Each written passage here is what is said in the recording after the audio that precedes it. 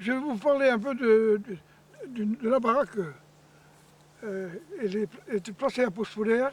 Comment les Américains ont construit pendant la guerre 14-18 un grand camp de repos pour les soldats et ils venaient se reposer donc dans la banlieue de Brest.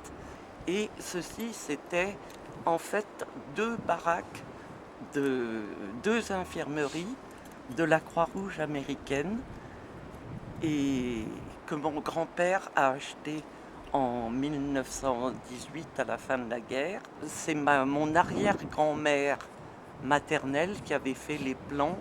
C'était une résidence secondaire à l'époque pour mon grand-père, ma grand-mère et leurs 6 enfants qui vivaient à Brest.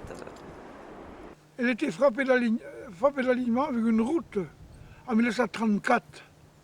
Alors, ils ont démoli une maison à l'entrée de ce côté ici, ils ont démoli une autre de l'autre côté et ils sont tombés sur la baraque. La baraque, donc, il fallait la déplacer.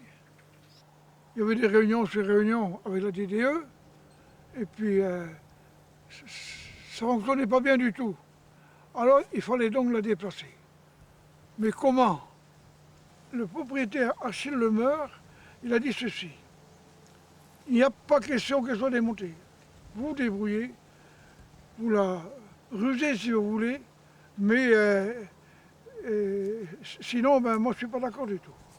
Et à la fin, la DDE, ils ont dit, bon ben voilà, on va essayer donc de la déplacer, quoi. Il fallait donc préparer son lit de poste d'abord.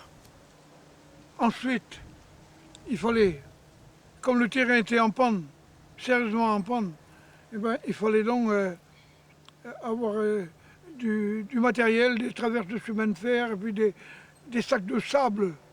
Sur la dune en face, peut-être à 100 mètres, peut-être 150 mètres, ils avaient installé deux grandes roues. Voilà.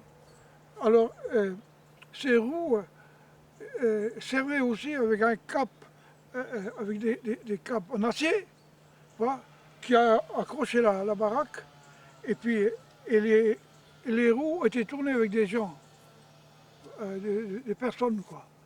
Alors, oh, is, c'est comme ça que ça fonctionnait, quoi, si on veut, quoi.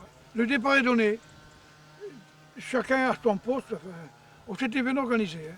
Chacun a son poste, et alors, le chef a dit au coup de sifflet, oh, is, oh, is. Alors les gens qui étaient là-bas sur la dune, là-bas, ils attendaient aussi, quoi, hein.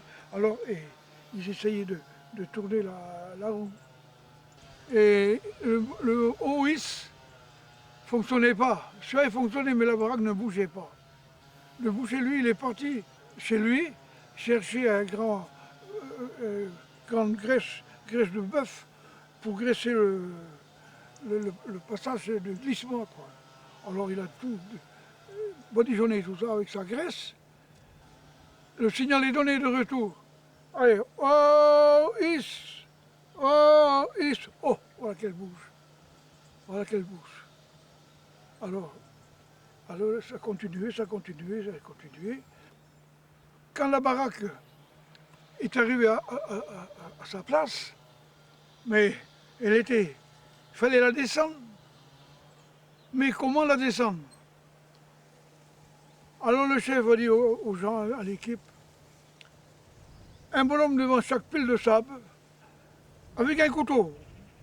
Monsieur Achille Lemeur était présent, il a dit, bon, avant de démarrer, je vous préviens, et qu'il dit que j'ai mis une bouteille de vin sur la table, j'ai mis un verre rempli au rabord, et si